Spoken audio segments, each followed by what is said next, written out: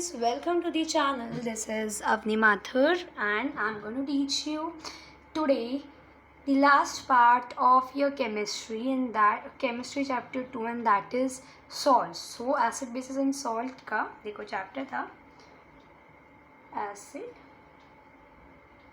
bases and salts. Acids and bases already done, salts is remaining, so we'll be covering this today, so it will be completed by today. तो आज हम जो topic to be done today is salts. ठीक है, चलो अब हम book से शुरू करेंगे क्योंकि बुक ही बहुत इम्पॉर्टेंट है और इवन मेरे को तो ऐसा लगता है कि इस टॉपिक को समझाने के लिए बुक से समझना बहुत ज़रूरी है. तो यहाँ पे चलो मैं आपको बुक से भी समझाती जाती हूँ. As we'll move we'll look at the book as well. ठीक है, सो यहाँ पे आपको देखो अबाउट सॉल्ट्स के बारे में बताया गया है. ठीक है, अब देखो सॉल्ट जो होते हैं इनके बारे में मैं आपको एक चीज़ बता देती हूँ कि सॉल्ट 3 तरह के होते हैं. सॉल्ट्स 3 तरह के हैं जो आपके कोर्स में हैं. 3 तरह के हैं. एक होता है न्यूट्रल सॉल्ट, एक होता है एसिडिक सॉल्ट, एक होता है बेसिक सॉल्ट. अभी न्यूट्रल सॉल्ट क्या होता है, एसिडिक सॉल्ट क्या होता है और बेसिक सॉल्ट क्या होता है. देखो जो न्यूट्रल सॉल्ट होता है that means this salt is neither acidic nor it is basic. That means if I take a strong acid and a strong base, strong acid is strong base है, तो ये जो सॉल्ट बनाएंगे ये बनाएंगे neutral salt. यहाँ पे ना एसिड ज़्यादा है ना बेस ज़्यादा है, सबकी कंसनट्रेशन सेम है, एसिड की भी बेस की भी, तो ये न्यूट्रल सॉल्ट फॉर्मेशन हो रहा है.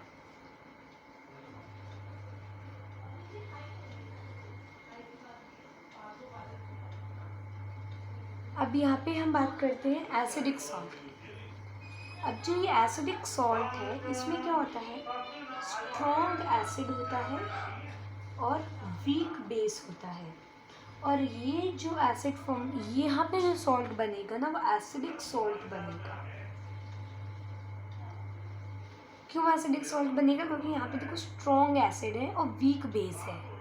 तो जो बेस है as it is a weak base और acid as it is a strong acid, जो सॉल्ट फॉर्मेशन हो रहा है वो एसिडिक सॉल्ट का हो रहा है. और बेसिक जो सॉल्ट होगा उसमें वीक एसिड होगा और स्ट्रॉन्ग बेस होगा और तब जाके आपका बेसिक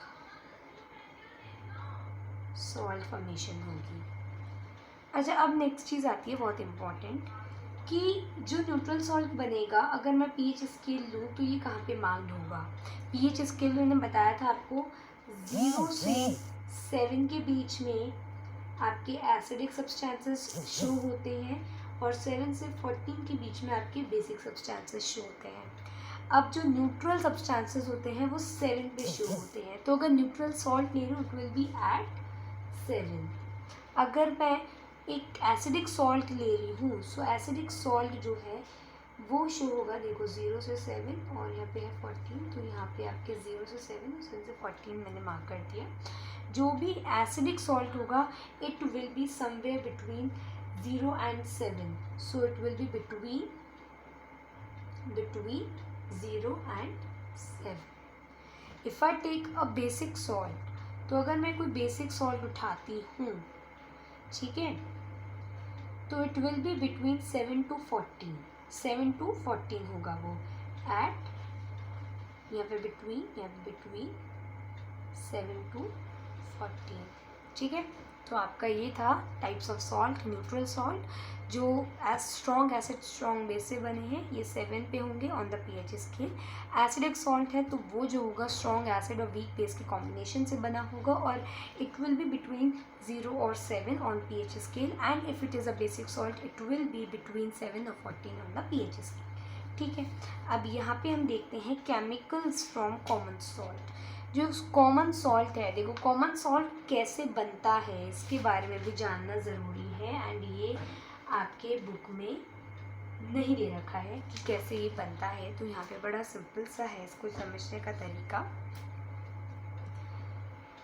हमने लिया एक एसिड और एक बेस जो दोनों स्ट्रॉन्ग होंगे और वो बनाएंगे आपका HC, दैट इज़ वो आपको बनाएंगे NaCl। तो यहाँ पे देखो हमने जितने भी अभी एसिड्स या बेसिस पढ़े हैं वहाँ पे ये Na जो है ये OH के साथ आता है और ये एक NaOH बेस बनाता है, वेयर एज Cl जो है वो HCl के साथ आता है और वो एक एसिडिक सब्सटेंस है।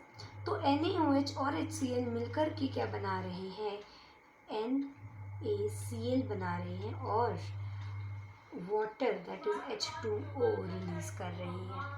एसिड और बेस रिएक्ट कर रही हैं, सॉल्ट बना रही हैं दैट इज NaCl और वाटर रिलीज कर रही हैं। That is clear to you, this much is clear to you, ठीक है। तो यहाँ पे NaOH और HCl ये रिएक्ट करके NaCl बना रहा है और H2O रिलीज कर रहे हैं, NaCl और H2O रिलीज कर रहे हैं। अब यहाँ पे एक और बात आती है कि ये रिएक्शन जो NaOH प्लस HCl है NaCl प्लस H2O बना रहे हैं, यहाँ पे हम कैसे पता लगाएंगे कि यार NaCl जो है ये एक बेस है और ये कौन कौन से एसिड और कौन कौन से बेस से बना है। बहुत सिंपल सी बात है, Na जो है हमने जितने भी रिएक्शंस पढ़े हैं उसमें Na, यहाँ पे देखो NaCl है, Na जो होगा ऑब्वियसली पॉजिटिव होगा क्योंकि जब भी कोई कंपाउंड बनता है तो उसमें एक पॉजिटिव और एक नेगेटिव एलिमेंट होते हैं। जो पॉजिटिव एलिमेंट्स होते हैं वो हमेशा आगे लगते हैं और जो नेगेटिव होते हैं वो पीछे लगते हैं। Na आगे लगा है पॉजिटिव होगा, Cl पीछे लगा है नेगेटिव होगा। हमने भी कौन कौन से रिएक्शंस पढ़े हैं जहाँ पे Na जो है वो आगे लग रहा है और Cl पीछे लग रहा है, बहुत सिंपल है, NaOH और HCl। NaOH में OH जो कि नेगेटिव है और Na जो कि पॉजिटिव है वो ये बेस बना रहे हैं, प्लस जो Cl है वो नेगेटिव है और वो HCl बनता है क्योंकि वो हाइड्रोजन के साथ रिएक्ट करता है और वो एक एसिड है। तो इस तरह से NaCl बना है, NaOH बेस है और HCl एसिड है, ठीक है। क्लियर हो गया इतना। अब यहाँ पे हम आगे बढ़ते हैं, जो कुछ लिखा है वो भी आपको समझाती जाती हूँ। सो यहाँ पे ज़्यादा कुछ इसके बारे में बताया नहीं गया है, बहुत इम्पोर्टेंट नहीं दे रखा है आपको NaCl के बारे में, लेकिन यहाँ पे एक बात है कि ये जो NaCl बनता है ना, it is a raw material in industries या फैक्ट्रीज। इंडस्ट्रीज में इसको as a raw material use किया जाता है and it is use for making many other chemicals. अब यहाँ पे हम देखते हैं कॉमन सॉल्ट और रॉ मटेरियल फॉर केमिकल्स, ठीक है। तो मैं यहाँ पे आपको ये चीज़ बताने वाली हूँ। Common salt that obtained in an import is an important raw material for various materials of daily use, जैसे सोडियम हाइड्रोक्साइड है या बेकिंग सोडा है या वॉशिंग सोडा है, ये सभी जो है ना ये आपके NaCl that is sodium chloride से मिलकर के बनते हैं। तो सोडियम क्लोराइड जो है एक रॉ मटेरियल है इंडस्ट्रीज़ में जो कि इतनी सारी अदर यूजफुल चीज़ों को बना रहा है, जैसे सोडियम हाइड्रोक्साइड है, बेकिंग सोडा है, वॉशिंग सोडा है, ब्लीचिंग पाउडर है, बहुत सारी ऐसी चीज़ें हैं जो NaCl से ही बनती है, जिनका एक रॉ मटेरियल NaCl ही है। अब यहाँ पे हम सबसे पहले सोडियम हाइड्रोक्साइड के बारे में जानते हैं। सोडियम हाइड्रोक्साइड को हम क्या कहते हैं, हम कहते हैं NaOH। क्या कहते हैं सोडियम हाइड्रोक्साइड को हम? NaOH, ठीक है।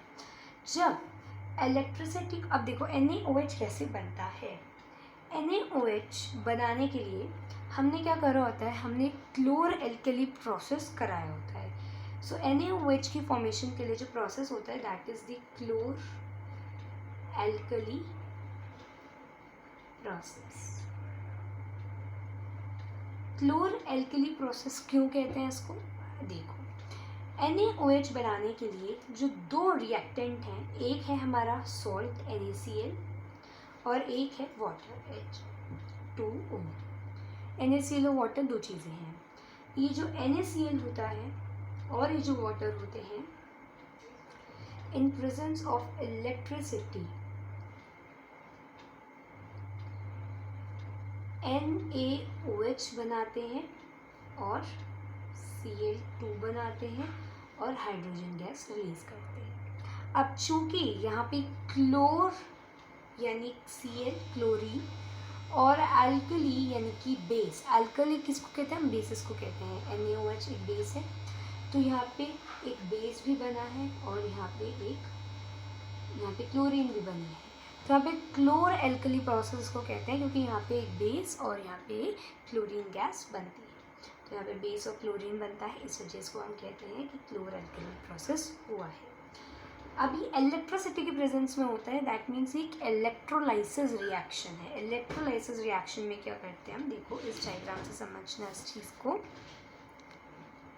यस, यहाँ पे मैंने क्या, ब्राइन क्या होता है, NaCl यानी सोडियम क्लोराइड का जो पानी में हम सोल्यूशन यूज़ करते हैं, NaCl को पानी में जब हम डालते हैं तो वो ब्राइन कहलाता है। ठीक है, तो nothing NaCl and water is called brine. NaCl का aqueous form, liquid form brine है। तो ये जो ब्राइन है दैट मीन्स यहाँ पे सॉल्ट है और पानी है, हमने इसमें डाल दिए, इसको इलेक्ट्रिसिटी से कनेक्ट कर दिया है। ठीक है, बल्ब से कनेक्ट कर दिया है, एक इलेक्ट्रिक सर्किट बना दिया है।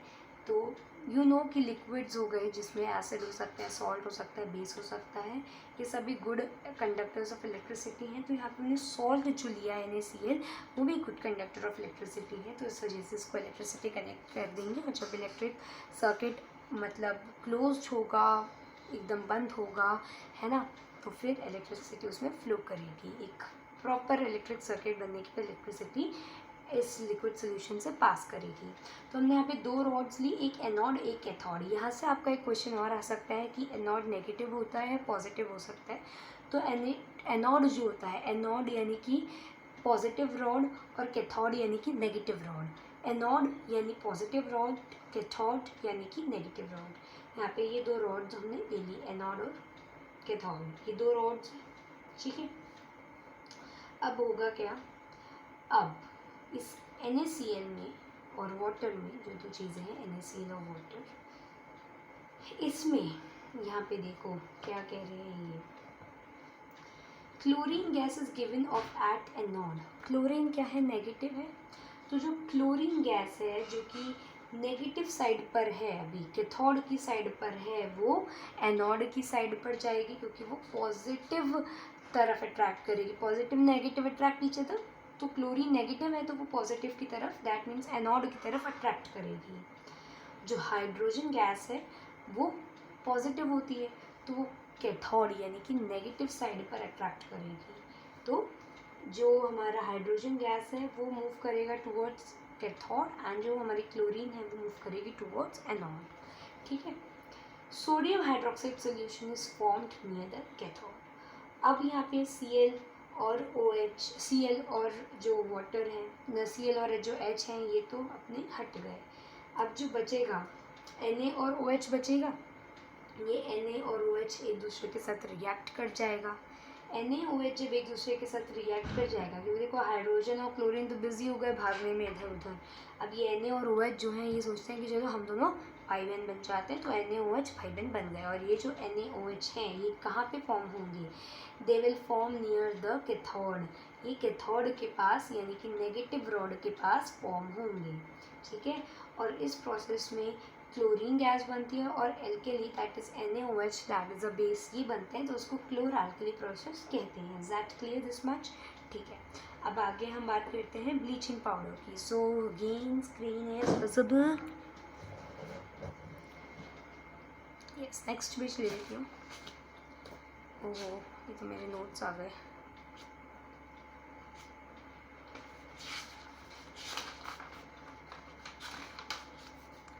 ठीक है, तो अब यहाँ पे जो मैं दूसरी चीज़ ले रही हूँ वो ले रही हूँ, देखो पहले हमने क्या ले लिया, हमने अभी देख लिया सोडियम हाइड्रोक्साइड को, that is NaOH done. Second thing we need to do is bleaching powder. Bleaching powder जो है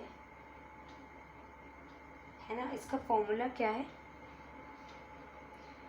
CaOCl2। ठीक है, कैल्शियम ऑक्सीक्लोरीन। तो अब CaCl2 ये हमारा जो सॉल्ट है ये कैसे बनता है, इसके प्रोसेस को हम देखते हैं। अब यहाँ पर एक सेकेंड, है ना, तो अब यहाँ पे देखो मैं क्या बता रही थी कि ये जो सॉल्ट बना है ना कैल्शियम ऑक्साइड क्लोरीन, ये कैसे बना, ठीक है, कैल्शियम ऑक्सीक्लोरीन कैसे बना इसको हम जानते हैं अब, ठीक है। देखो यहाँ पे हमने क्या लिया, कैल्शियम हाइड्रोक्साइड लिया, दैट इज CaOH2। अब यहाँ पे हमने जो क्लोर एल्कली प्रोसेस हुआ था जिसमें हमने NaCl प्लस H2 किया था और NaOH plus Cl2 plus hydrogen gas बने थे, तो वहाँ पे जो ये Cl है ना, Cl2, इसको हमने ले लिया। तो ये Cl2 हमने लिया, ठीक है। Cl2 लेने के बाद हमने Ca और इस वाले एक O को और ये Cl2 को ले लिया, Ca एक O को और इस Cl2 को ले लिया और कंबाइन करके बना दिया CaOCl2, कैल्शियम ऑक्सीक्लोरीन। अब इस कैल्शियम ऑक्सीक्लोरीन का हमने रिएक्शन ये जो बना है इसके साथ एक चीज़ और बनेगी, दैट इज H2O। एक O हमने लिया था और एक O बच गया था और हाइड्रोजन तो हमने अभी यूज़ ही नहीं की, तो H2O ये भी बना था, है ना, क्लियर हो गया। CaOH2 प्लस Cl2 ये बना CaOCl2 और H2O, ठीक है, क्लियर दिस मच, ये हो गया हमारा, ठीक है। और ये CaOCl2 को हम क्या कहते हैं, bleaching powder, is that much clear. तो यहाँ पे हमने ब्लीचिंग पाउडर फॉर्मेशन भी देख ली है। अब यहाँ पे हम अगला देखते हैं। देखो ब्लीचिंग पाउडर की यूजेस देखो, सो ये तो आप लर्न भी कर सकते हो, 3 यूजेस हैं, ब्लीचिंग, कॉटन एंड लाइनन। ब्लीचिंग जो होता है ये साफ़ सफाई के काम में आता है। तो जो ब्लीचिंग है कॉटन की या लाइनन की टेक्सटाइल इंडस्ट्री में, उसके लिए for bleaching wood pulp in paper factories and for bleaching washed clothes in laundry, oxidizing agent in many chemical industries and to make drinking water free from germs. जो chlorine होता है ये एक ऐसी हमारे पास सब्सटेंस है जो कि क्लीनिंग का काम बहुत करती है। तो जो हमारा वाटर गंदा होता है उसमें हम क्लोरीन डालते हैं और क्लोरीन डालने से जो पानी में जर्म्स वगैरह सब मर जाते हैं, so to make drinking water free from germs. अब यहाँ पे हम जानते हैं बेकिंग सोडा के बारे में कि बेकिंग सोडा क्या है।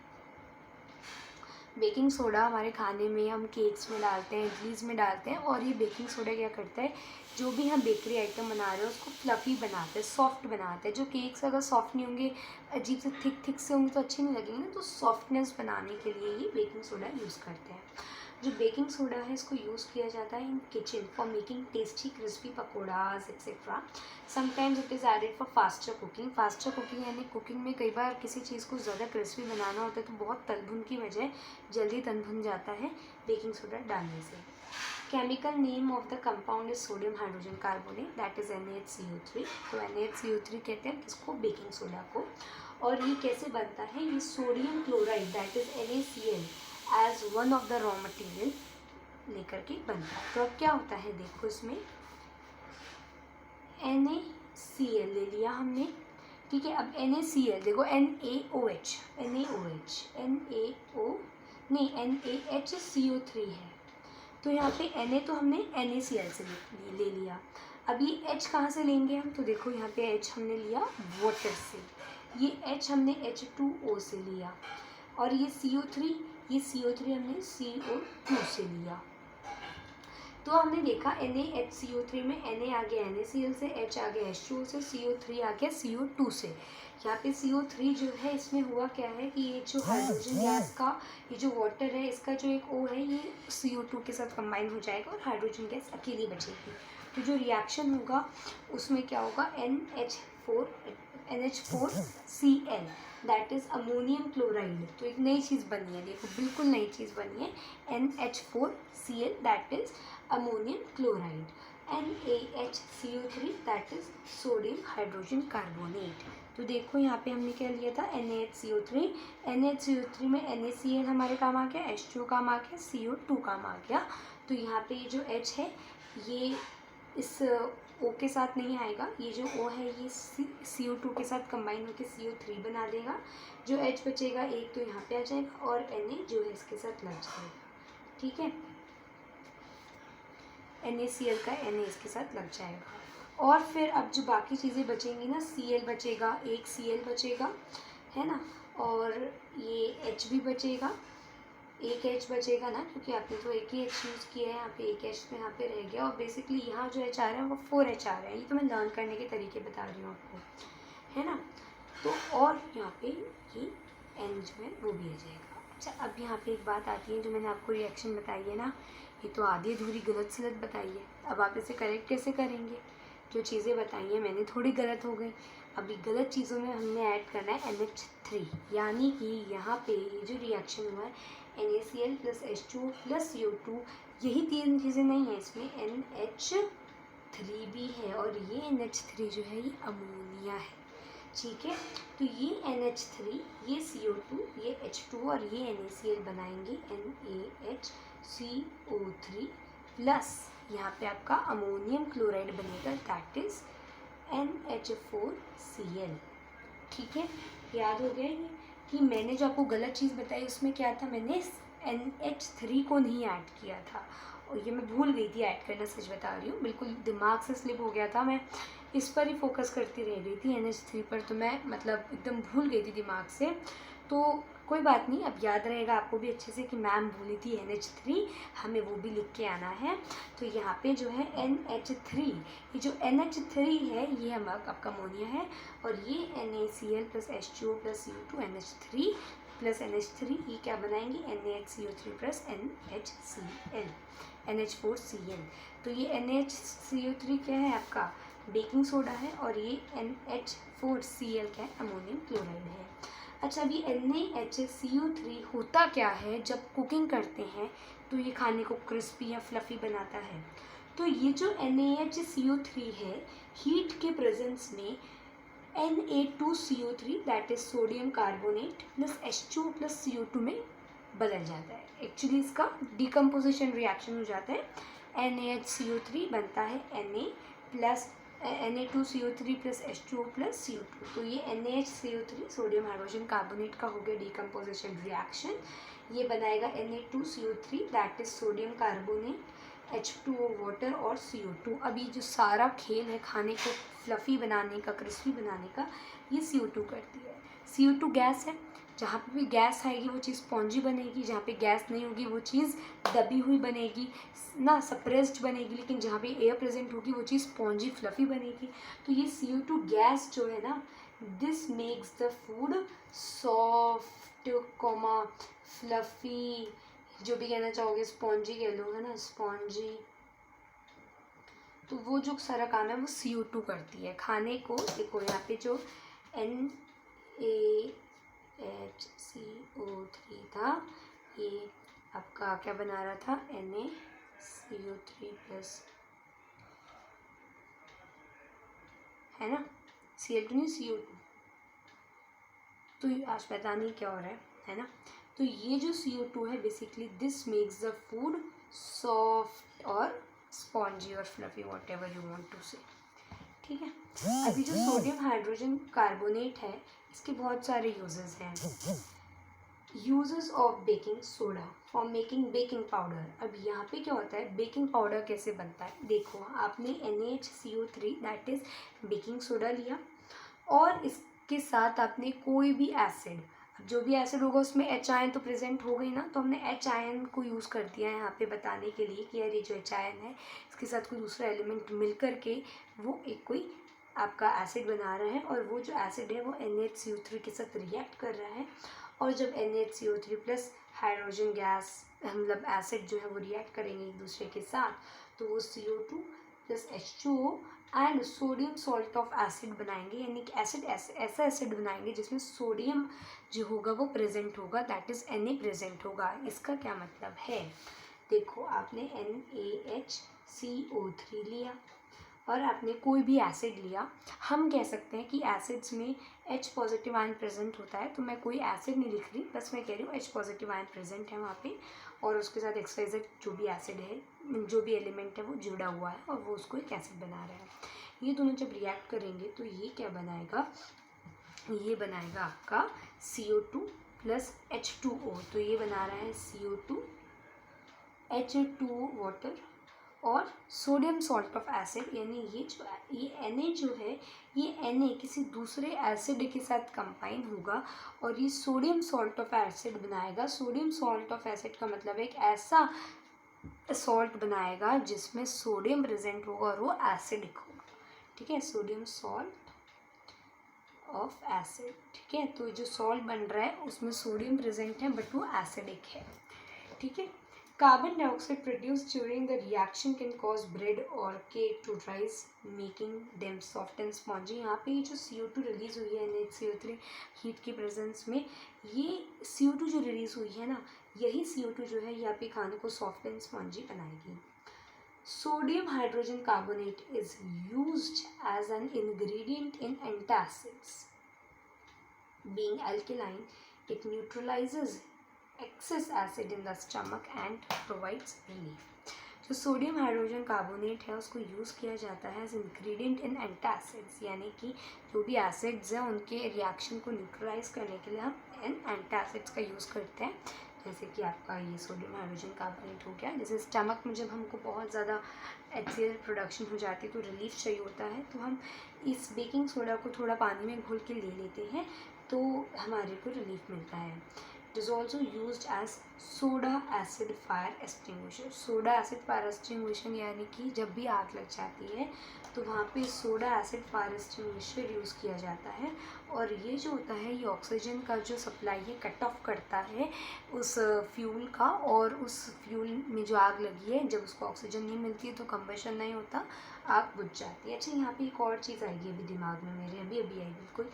यहाँ पे सोडियम हाइड्रोजन यहाँ पे, हाँ, जो यहाँ पे देखो पहला वाला जो यूज़ है ना बेकिंग सोडा का कि बेकिंग पाउडर वो बनाता है, इसमें भी देखो CO2 बनी है, इसमें भी क्या बनी है CO2 बनी है। तो बेसिकली जब भी आपने कोई भी एसिड लिया, लेट्स से विनेगर लिया और आपने उसमें बेकिंग सोडा डाला, तो वो जो है वो जो रिएक्शन हुई है यहाँ पे वो बेकिंग पाउडर तो बना ही रही है, बेकिंग पाउडर के साथ साथ वो CO2 जो रिलीज़ कर रही है ना वो CO2 भी बड़ी यूज़ की है।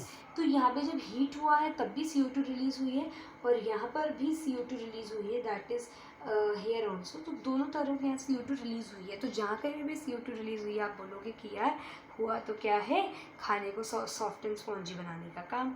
तो यहाँ पे देखो CO2 रिलीज़ हुई है ना, that means it's make the food spongy. और यहाँ पे भी इन सेकेंड टाइम ऑल्सो जब बेकिंग पाउडर बन रहा है तब भी CO2 रिलीज़ हुई है, दैट मीन्स कि उस केस में भी जब भी हमने बेकिंग पाउडर बनाया तो बेकिंग पाउडर बनाने का जो पर्पस था वो यही था कि यार CO2 रिलीज़ करवा दें हम कैसे भी।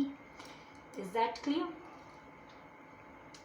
सो अब यहाँ पे क्या है, वॉशिंग सोडा का यूज़ देखते हैं। तो वॉशिंग सोडा है क्या, देखो जो वॉशिंग सोडा है ना इसका फॉर्मूला समझो पहले तो क्या है, Na2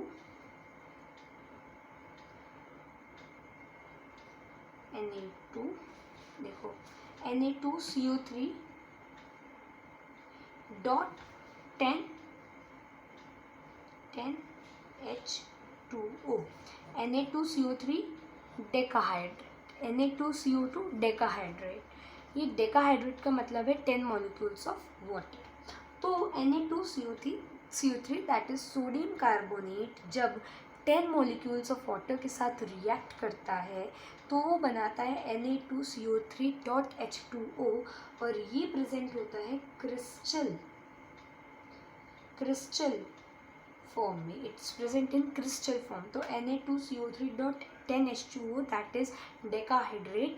तो ये जो पूरा हमारा washing soda it is present in crystalline form. ठीक है, so another chemical that can be obtain from sodium chloride is Na2CO3.10H2O that is Na2CO3 decahydrate, that is washing soda.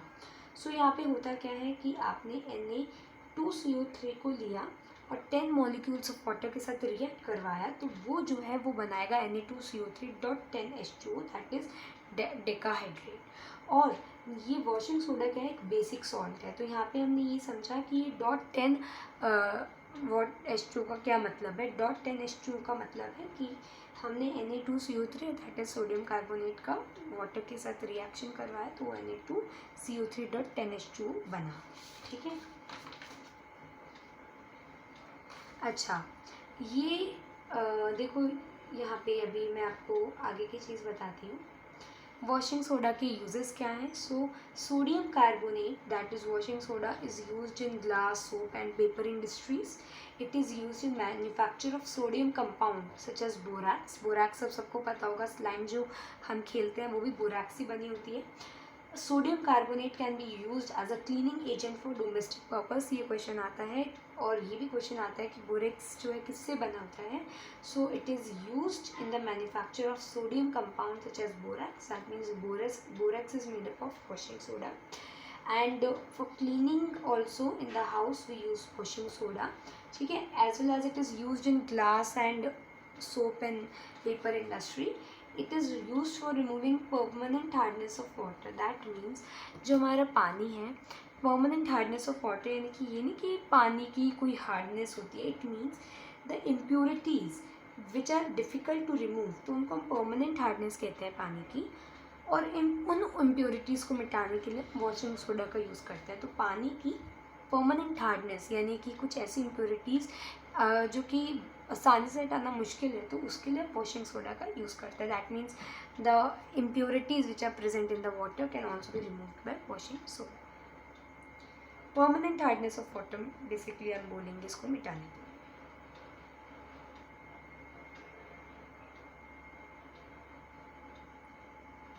ठीक है, अब यहाँ पे हम देखते हैं are crystals of salt really dry. तो अब यहाँ पे ये जो वॉशिंग सोडा है, that is Na2CO3 plus Na2CO3.10H2, तो ये क्या ड्राई होता है? इसको देखते हैं. कॉपर सल्फेट क्रिस्टल्स हमें जो ड्राई दिखते हैं उनमें भी वाटर के क्रिस्टल्स प्रेजेंट होते हैं. तो कॉपर सल्फेट की क्रिस्टल्स में क्या प्रेजेंट होता है? उसमें भी वाटर प्रेजेंट होता है. जब हम इन क्रिस्टल्स को हीट करते हुए जो वाटर है ये रिमूव हो जाता है, और जो हमारा कॉपर सल्फेट क्रिस्टल है ये हीट अप होके एक सिंपल सा सॉल्ट बन जाता है जिसमें वाइट कलर होता है, मतलब कम्प्लीटली वाइट होता है. तो कॉपर सल्फेट क्रिस्टल्स जो होते हैं इनका डिफरेंट कलर होता है, ब्लू कलर होता है, और ये बाद में चल के वाइट कलर के हो जाते हैं. अगर आप इन क्रिस्टल्स को अगेन मॉइस्चर करते हो, अगेन इनमें वाटर जो है उसका थोड़ा सा कंसनट्रेशन डालते हो, तो ये फिर से क्या हो जाते हैं, अगेन विद वाटर के साथ. So if you moisture the crystals again with water, आप इनको फिर से ब्लू कलर का पाओगे, यानी कि फिर से क्रिस्टल्स की फॉर्म में आ जाएंगे. ठीक है, तो ब्लू कलर के क्रिस्टल्स बन जाएंगे. जब कॉपर सल्फेट क्रिस्टल से पानी हटाया तो वो एक वाइट पाउडर बन गया. जब उनमें कॉपर सल्फेट के जो क्रिस्टल्स हैं उनको फिर बनाने की कोशिश की, तो हमने क्या किया, उसमें थोड़ा सा पानी डाला. जब थोड़ा सा पानी डालेंगे तो कुछ टाइम में वो क्रिस्टल फॉर्म में अपीयर हो जाएगा. दैट मीन्स उसमें वाटर के मॉलिक्यूल्स आ गए हैं.